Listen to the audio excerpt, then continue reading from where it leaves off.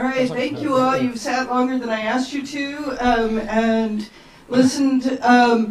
And so let me ask, who's got comments, questions? Yes? My name is Peter Götz. I'm from Germany.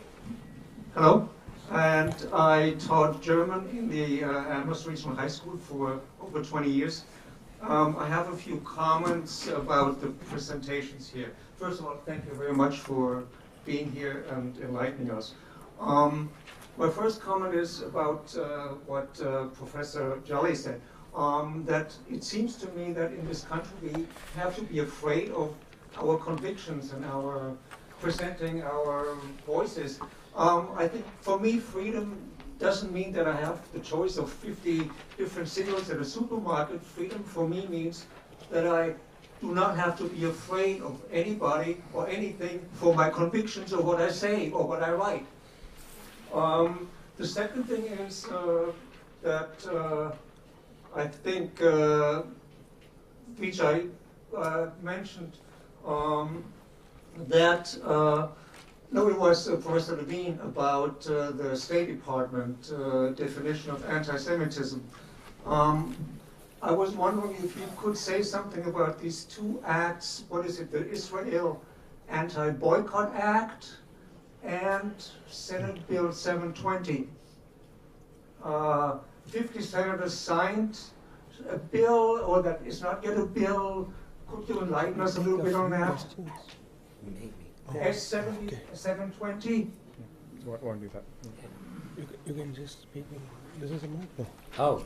No, you have to use this. Okay. That's for the camera. Oh. I'm not sure about the 720, but if you are talking about the Anti-Semitism Awareness Act, which has been co-sponsored by a frightening number of members of Congress. I can't remember. It's up in the high 40s, I think, in the Senate, and in the mid 200s. I can't remember the exact a number in the House, but almost enough. The sponsors are almost enough to pass it, and it would direct the Department of Education to consider complaints by Jewish students with regard to a hostile climate to take those seriously and use the State Department definition of anti-Semitism, so that most of what we do here, if this act passes, the Suarez talk in particular, could fall under this. And let me just mention one other really scary thing that's happening right now. Kenneth Marcus, who is the head of a center at Brandeis, I forgot the name of it. Do you remember? Anyway.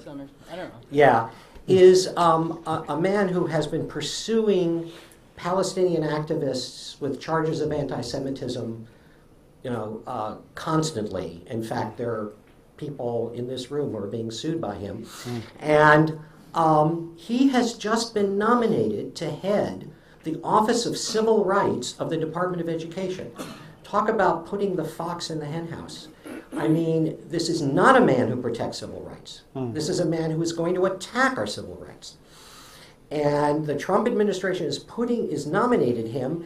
And it's important, by the way, that everybody contact, especially Elizabeth Warren, who I hope will vote against it, but she is on the committee that is hearing his nomination on December 5th.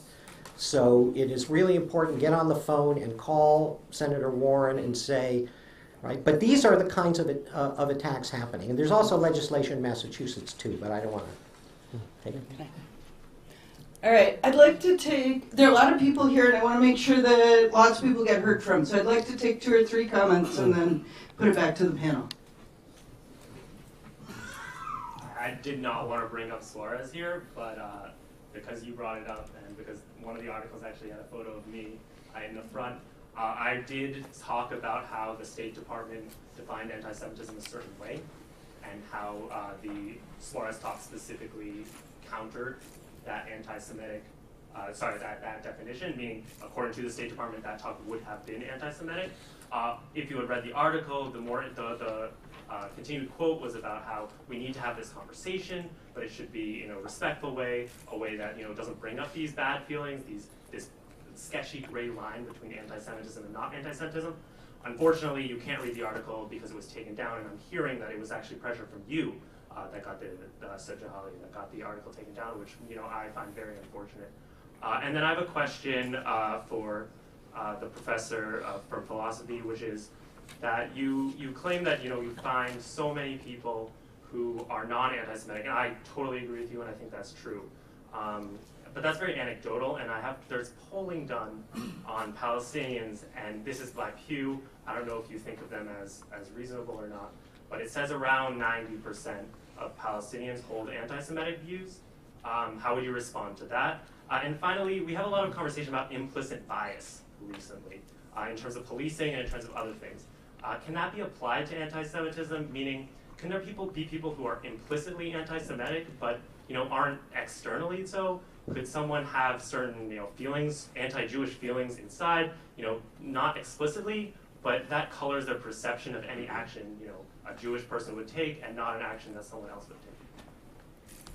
I'm a journalist too, and I've noticed that this may be a bit far afield from the marginalization or the disenfranchisement of the Palestinians, but there are a great deal of sectors, cultural sectors in the United States that are dominated by Jews, and I am partially Jewish myself, wrong side of the family, but nonetheless, I do not describe myself as anti-Semitic, but I do describe myself as anti-Zionist, because I do not believe that the Torah actually talks about a homeland for the Jews, but actually orders the Jews to disperse and to spread the word.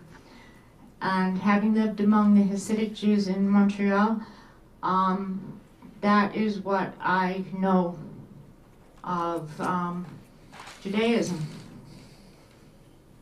People ask questions, not just comments, please.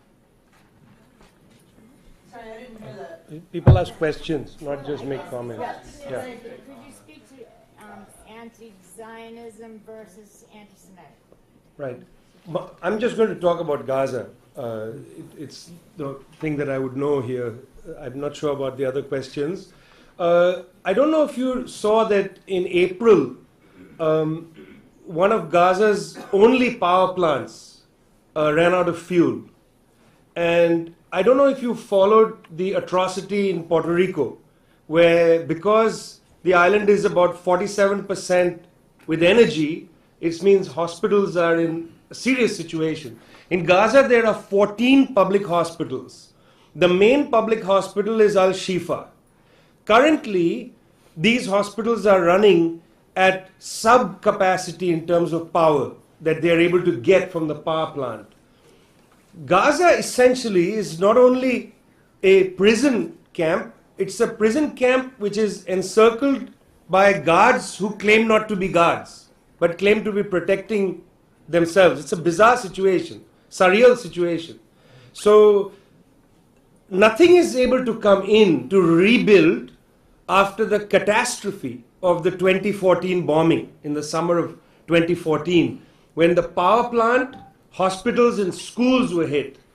And because the very people, the government that struck Gaza, its power plants, its hospitals, its schools, civilian areas, etc., the very people that struck these sites control the borders, they have not allowed equipment to enter to rebuild power plants, hospitals and schools. So this is the context of Gaza, where one would imagine it would be treated as an international calamity. And in fact, to be fair, the United Nations does treat it as a calamity. So in April, the World Health Organization released a very important, urgent report, not about Al-Shifa alone, but about the power problems in Gaza. And this was reported in not one mainstream American newspaper. I mean, it tells you about the character.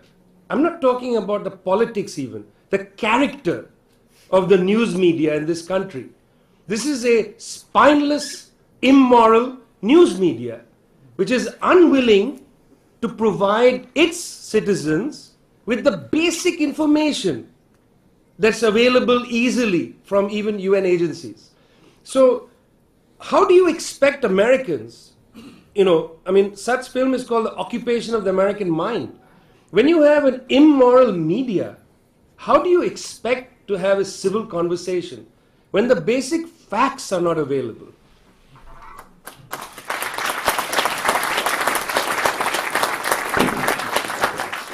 Can you still hear me with this mic? Okay. I don't know about the Pew. You'd have to send me the reference. I'd have to see how it was done and the like.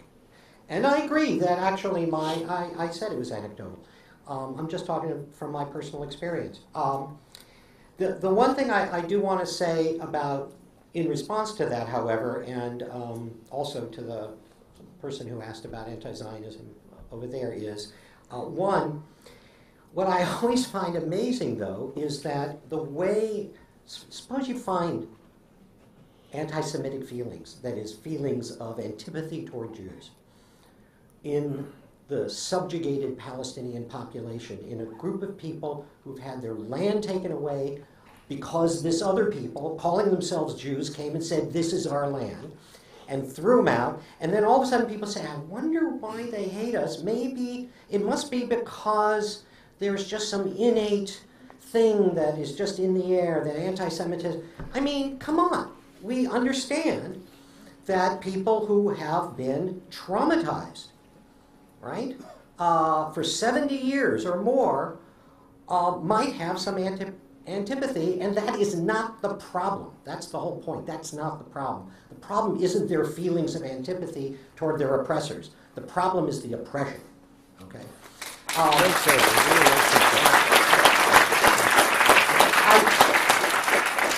I'm an anti-Zionist, and that's part of what I was talking about, actually, was if you deny the Zionist premise, then you're immediately called an anti-Semite, but I was trying to show that, in fact, there's a good bit of Jewish tradition, right? I don't actually quite endorse your interpretation of what the Torah said, but that's another story. And I also don't like to talk about Jewish domination of various areas.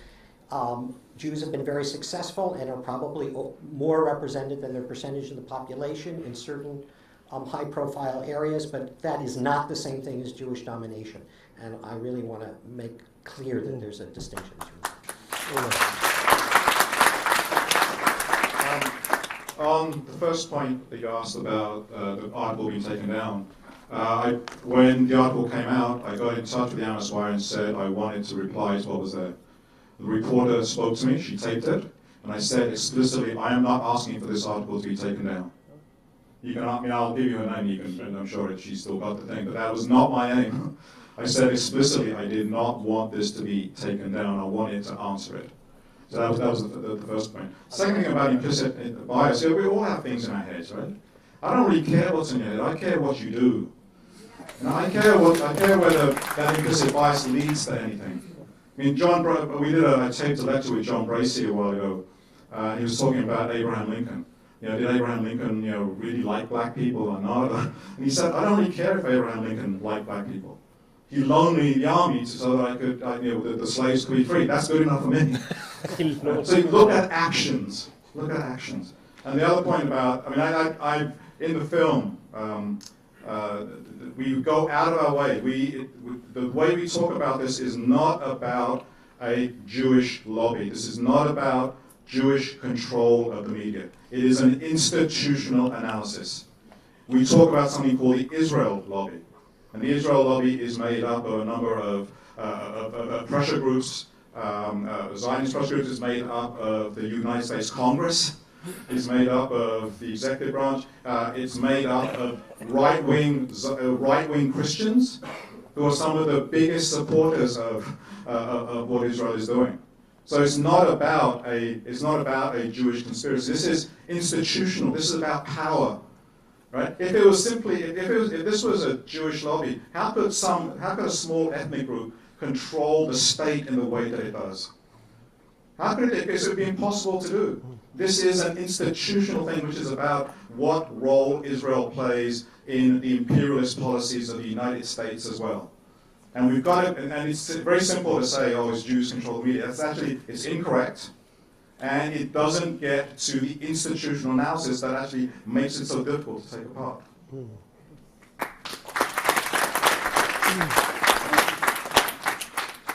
All right, 1, 2, 3. Hello. Very interesting talk. I enjoyed listening to all of you guys. Felt like you had some very good points. I just wanted to jump to the points about the journalist that you mentioned who wrote the article but didn't show up and was making claims. I wonder what each of you thinks about how that plays into the entire political discourse in this country, if it's indicative of a problem. Clearly, we've talked about the media having its own biases, and of course, the media is controlled by people, so that's important. Perhaps you could mention what role does education have on that, especially early education in life. What does it say about Americans' abilities to think critically and individually? And I was thinking about how might we get people of opposing viewpoints to meet together in a public space and have debate and discourse over these inflammatory issues. And is UMass as a community, as an administration, doing enough to actually help have that back and forth discussion when we see giant banners that say anti-hate, etc., but that's not actually qualified? What does that mean? So thanks. Okay, and I'm going to ask people to be brief and to the point.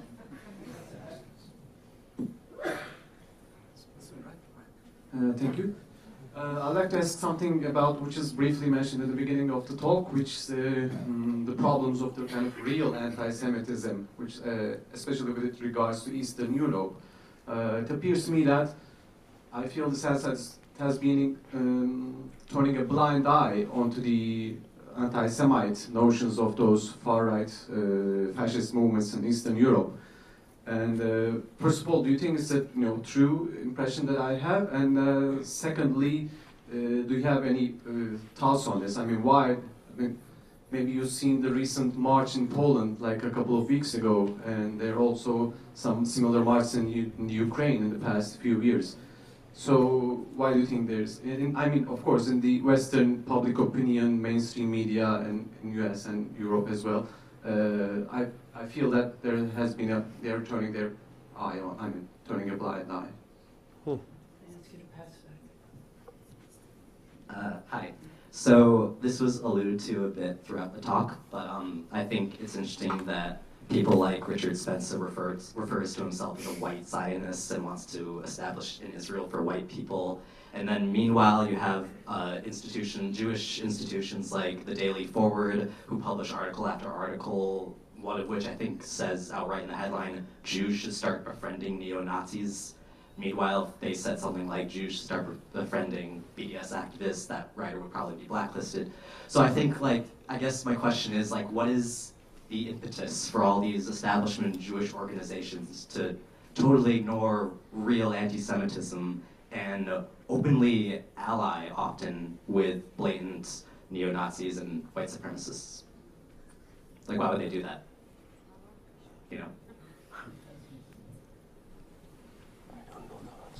And I'm going to ask you all to be equally brief. Why to the point. Answer all of them? I'm not sure which question I now. Oh, okay. Does anyone have a? No, I don't have. I mean, on the Eastern Europe stuff. I mean, on one hand, the American media is incredibly insular. There's very little international news, and then when there is international news, it goes through a filter, and the filter is whether the country that's being reported on, what their relationship is to the United States elite.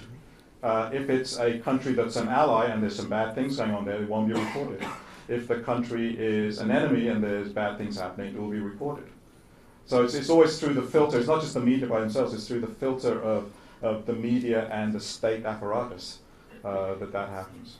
But I mean, between those things, I'm not quite sure of the situation. I mean, the U.S. media is just incredibly insular. On the relationship between right-wing Zionist organizations and the right-wing supremacists, they share a vision of an ethno-racial state.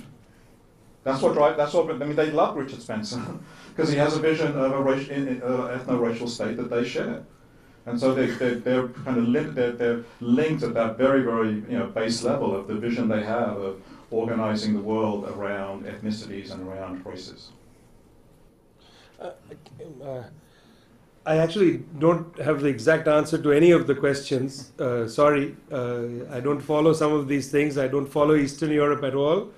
But, I mean, let's face it, the last 25 years, there has been an incredibly powerful demonization of Muslims. And this incredibly powerful demonization of Muslims has brought together some pretty weird allies. I mean, I'm now speaking as an Indian. The current Indian government, led by a fascistic Prime Minister, Narendra Modi, is enamored by Mr. Netanyahu and the Likud project, is enamored as well by Donald Trump and the fascistic project of the Trump machine. So we used to call these bedfellows, what is it? Strange bedfellows. But this is not actually a correct term because they're not strange in any way. They are united by a deep hatred of Muslims. And this hatred of Muslims, I'm not sure it's encompassed by the term Islamophobia. You see, American civil rights discourse is very limiting because it's about personal harm and it's about civil rights and so on. I'm not a philosopher. I'm just speaking as an amateur now, okay? I'm an amateur philosophizing. But in my opinion, this is not about Islamophobia. This is about a global ideology that began to emerge at the end of the Cold War. I mean, at the end of the Cold War, power elites found that their great enemy, communism, disappeared. And then, miraculously, this new enemy appeared. I mean, we saw it in South Asia, where 1 minute the Mujahideen was a freedom fighter, and right when the Cold War ended, the Mujahideen became a terrorist. It was so quick. Like this, the same guys.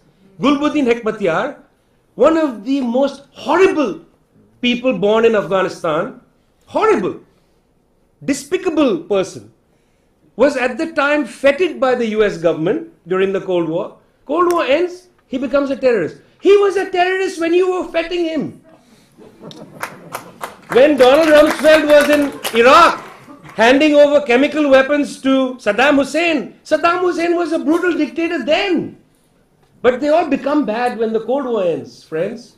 So I think we got to be careful. Americans always use their categories and put it on the world. You come up with Islamophobia, then you say it's a global thing. This is not Islamophobia. This is imperialism and its cultural antidote or its cultural side. So I just want to say that it's not a direct answer to anybody. But it's basically about the question of why is people saying, we should be friendly with Spencer and others. These are people who share this worldview in which somehow Islam has become the new communism. And I would caution people about this. I mean, I'm not a religious person. I don't carry buckets for religious organizations. I'm not keen on many Muslim organizations.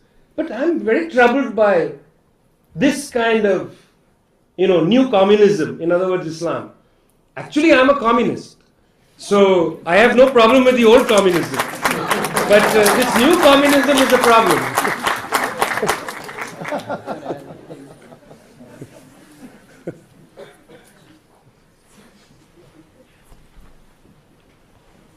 You had your hand up for a while. So I think my main question is especially for Sajali, like, do you, and Vijay Prashad, both of you guys, because it seemed like the majority of both of your talks, there was actually no mention of one single policy unless you count the land grabbing that Vijay mentioned towards the very, very end in 1/4 of his talk. So it seems like you guys just can't accept criticism of your approach. So the question that I have is, do you think that it is mutually exclusive? Like, do you think that it's possible to criticize Israel in a way that really is anti-Semitic? So like, yeah. So, and my other main observation, besides the fact that you guys barely mentioned any policy, was that I think, and the reason why I say it seems like you guys have a hard time accepting criticism is that you, especially Sajali, labeled the other event that is going on right now in Herder as one that was done out of fear of this event, rather than thinking about things like how the title of this event and the way that you guys have presented information, like you guys gave a bunch of examples of times when people said that anti-Semitism wasn't real, and like that can really affect people's subconscious minds, and it can really make them think like, oh gee, like this Jewish friend of mine is saying that someone was being racist to them because they're a Jew, but they were probably making that up just like these other people.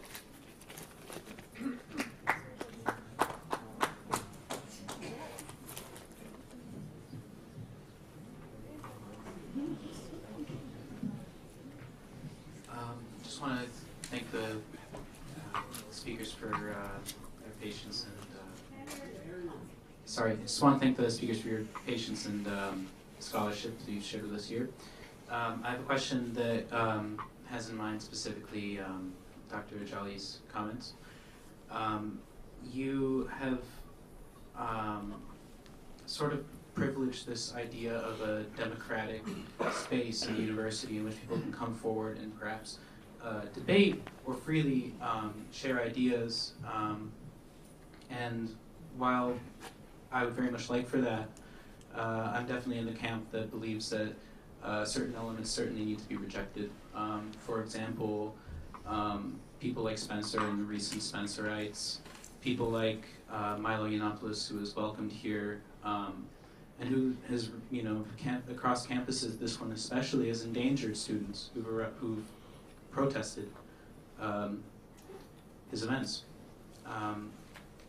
I would like to know if the panel overall could speak about the ethics of rejection and about where students have the freedom, really, to draw the line against these kinds of vulgar ideas. Okay, I'm finally going to get to this side of the room, so I want to take 2 comments and then we'll come back. Question. Thank you. Okay, sure. I'll be real quick. Thank you to the speakers. I know we've been talking a lot about anti-Semitism, and so I also thought that maybe it's important for us to talk about things like the Canary Mission, which are also targeting Arab students and students who are organizing under Students for Justice for Palestine, and how those organizations are affecting, like you were saying, Vijay, opportunities for students to get jobs, opportunities for students to have a future. Thank you. Okay, I'll try to be brief. I'll comment and then I'll ask a question. Can you hear me? Can everyone hear me? Perfect. Okay, so I first wanted to say that I am Israeli. I was born in Israel. I lived there for 12 years, and I also served in the IDF. So hearing this kind of hurts me, as if kind of like hurting my parents in a way. And I am trying to be respectful, because I've also had friends who strongly disagree with me, and we laugh about it, and we talk about it, and we're chill about it, and everything's good. And I don't go too deep into politics. I hear it from friends here and there. But I wanted to say that, Vijay, you were talking about killings that happen of children, Palestinian children. I also want to mention that a lot of Israelis die as well. There are daily stabbings every day almost every day that I hear on the news, and it hurts me to see it as much as I guess it would hurt you. But what I'm trying to say as well is Palestine seems to be run by Hamas and organizations like that. Do you legitimize these acts of violence that I feel that come to Israel in order for a free country? And also, as a person who served in the IDF, I have never been violent towards anyone, towards any sort of Arab or Palestinian, just so you know. And we're taught not to do stuff like that. And we're taught to be respectful and defend our country. But, okay, sorry, I'm getting very emotional, I'm sorry. Anyways, just, do you legitimize, yeah, well, I'll say it again, legitimize the terrorist groups that try to hurt people in Israel in order to have a free country? Thank you. I'm going to actually take one more. Okay, mine's might take too much time. I'd like to know if you could envision a civil discourse between anti-occupation activists on both sides of the BDS question. BDS is sort of, I feel, in some ways an elephant in the room, I don't know, but no, it's not the whole thing, but it's a sidebar that should be discussed at some point. But I think that there are people with good traction for being anti-occupation activists who have some feelings that need to be fleshed out with pro-BDS. I think that's and I'd like to imagine a separate meeting with people just anti-occupation, nobody else, and talking about BDS. Okay, I have some things I'd like to say.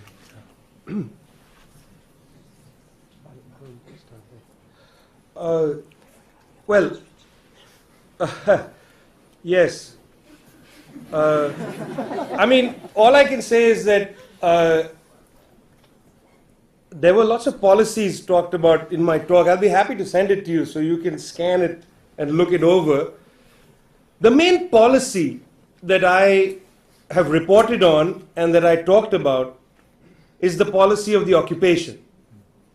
So it's not a question of land grab. Land grab, the siege of Gaza, checkpoints, the wall that the International Court of Justice deemed to be illegal, these are part of the apparatus of the occupation. So yes, it's true, there's only one policy that I did talk about, and that's the policy of the occupation. And in that sense, I agree with you that there's going to be difficulty for you and I to find space to talk, because you see, it is correct that from your perspective, you're talking about what you call a free country, and you call defending the free country. But then, in the context of talking about a free country, where does the policy of the occupation fit in? Like, is the West Bank external to Israeli sovereignty and therefore another free country? Is Gaza another free country? Is East Jerusalem another free country? If these are all free countries, then why do they have no sovereignty? And so I would just suggest that for us to have a dialogue, which, I mean, I very much like having dialogues. I believe firmly that one of the cardinal principles of journalism as well as academics is to try to see why people have a hard time talking to each other, not just to talk to each other. Do you understand? There's no point for you and I to have a fake dialogue. But the reason why it's going to be difficult, my friend, is that I look at the region and what I see is an occupation which the UN has declared to be illegal and a continuing occupation. And if one starts there, if one sees that, then it becomes difficult to talk about soldiers in terms of their personal attitudes. It is about the role that a soldier has to play. And I've talked to a lot of soldiers who were in the IDF. Many of them deeply hurt by what they've had to do. In other words, it's not that they beat somebody or killed them. It's that they felt humiliated themselves, having to stop people from going to give birth in a hospital. They said, which is why they come to India to get high in Goa in large numbers. Correct? They're just washing it out of their system. No, I know, may not be the reason, but a lot of people have talked to, and there have been studies of soldiers, many of them are not happy with what they've had to do. Point I'm trying to make is not a personal attitude, it's the occupation that is the central problem in my mind.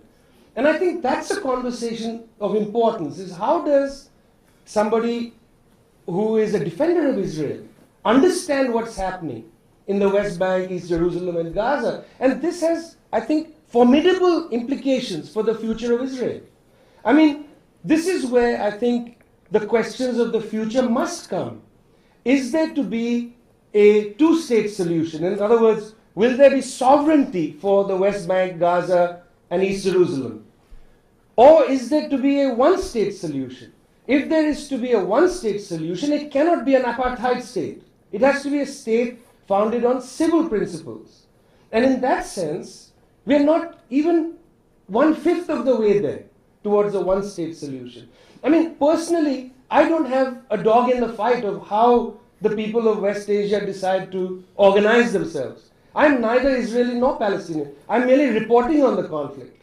But I would like you to think about the implications. Would you like Israel to, in perpetuity, have to deal with an occupation? Or would you like that occupation to end? Calling Israel a free country doesn't get around the fact that there's an occupation. And I think that's something I would encourage people to think about. It's your future, not mine. And it's an ugly present. Let it not be an ugly future. Now, the issue as far as I'm concerned about the stabbings and so on, and I think it's a very important thing, and maybe it would have been me to have mentioned it. But the reason I focused on the phrase asymmetrical violence is that the violence is asymmetrical. I mean, the bombings, punctual bombings of Gaza, 2009, 2012, 2014, these happen punctually. These bombings of Gaza are asymmetrical. Yes, rockets are fired, but the United Nations numbers of dead and wounded and the catastrophe in Gaza is, I think, quite clear if one looks at the evidence. So, of course, there are people in Israel who've been hurt by the occupation. And this is precisely the reason why Israelis need to stand up and say, we don't want this to remain forever. In Sderot, we want to live in peace. We don't want to have people in America with bumper stickers that say, I stand with Sderot. Why? Why should this small town become a flashpoint for people in America, faraway America? Those people deserve to live in peace, but you cannot have peace in the conditions of the occupation. So I think that if one has a serious discussion, it's not that we talk about this small issue or that small issue. It's whether you and I can actually talk about the occupation at all.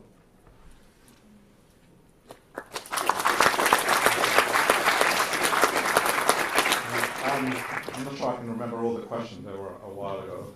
But the first question is, can you have a critique of Israeli policy that is not anti-Semitic? Yes, that's what that's what this whole thing.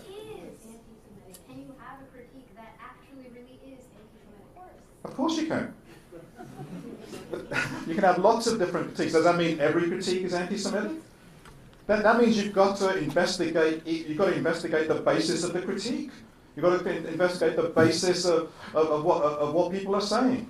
You can't just blanket, well, it's never anti-Semitic and this is always anti-Semitic. Look at the basis of what is actually said. There's no, I wish there was a shortcut to that where you could just kind of look into people's heads and say, oh, you must be, but there isn't. All you have is what people say and what they do. And you've got to base whatever you do on that. So yes, on that. In terms of we don't have a tough time taking criticism, I'm not quite sure what that means. We did a talk. We did a number of talks. We presented an analysis of a particular kind of strategy, and we've now got almost 45 minutes of questions and criticisms, and where people can debate. I'm actually, we referred to that other panel. Why was that other panel not tomorrow? Why did it have to take place exactly at the same time as this? I want to take credit for it to some degree. I've got another panel organized on the campus. I've increased the amount of intellectual resources that have come to the university, because that panel would not have happened without this panel. But why does that panel have to be at exactly the same time? The only kind of logic I can think of is, well, they don't want people to come to this panel. They would rather. Why not have it tomorrow? I'd love to go there. It looks like a great panel.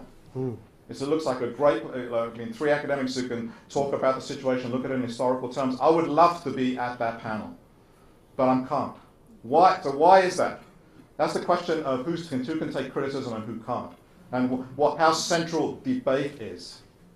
How central debate is. And I'm all for debate. The reason we focus on anti-Semitism is anti-Semitism is a way of stifling, the charge of anti-Semitism is a way of stifling debate. And it's to silence pro-Palestinian voices. I wish we had more debate. The only thing we say about the media, when essentially our analysis of the Occupation of American Mind, is that the discussion in the media is incredibly unbalanced. What would happen if, in addition to the voices we already have, the pro-Israeli voices, what if we had an equal number of pro-Palestinian voices, so that the media actually could be a focus of real debate? But the whole point of the PR campaign is to make sure that there is no debate. So I find it a little bit strange to be accused of not wanting debate, when in fact the whole point of this is to open up debate. To the last point, I'm kind of a absolutist on this. I think actually we're just too precious with speech, and say some things can be talked about and other things cannot. As long as someone is not advocating violence, if they're coming to express political ideas, I think the university is the last place in the society that can handle that. Now, I'm not for people just coming to speak and then leaving. I'm coming for people to speak and then having to confront debate, having to confront questions. And so when people like that come, I think the worst thing you can do is actually, is protest them, and it just gives them what they want. I think they should come and speak, and the forum should be set that there has to be discussion and debate as well, because that's what universities are about. And I think the left is kind of too scared. It's sometimes too scared of speaking, too scared of debate, too scared of ideas. We can't possibly. If someone says an idea, then it's just going to go into people's heads, and they'll automatically be affected by it. I actually think people are brighter than that, and they can handle that kind of debate. So I must say I'm kind of an absolutist on this, and I don't have many friends.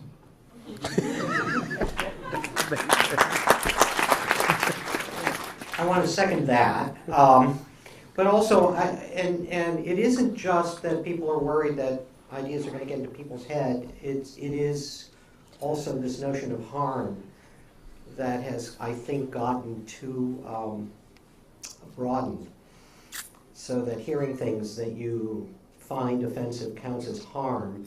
And I think the danger is that rhetoric is now being used against progressive forces, right? And that is what Kenneth Marcus is doing. That's what the Anti-Semitism Awareness Act is doing, is trying to institutionalize an idea that criticisms that you don't want to hear, that make you, as the person over there said, feel bad, will count as a harm, and therefore will not count as speech, but will actually count as actionable offense. And that is a real danger for us, and I do think we need to be very careful about how we exploit that notion. People, it's 9 o'clock. I see that there are lots of hands. I hope that people will feel free to stay and have conversations with our panelists. Thank you all very much for joining out and for the robust discussion. Thanks, that was great. That was great.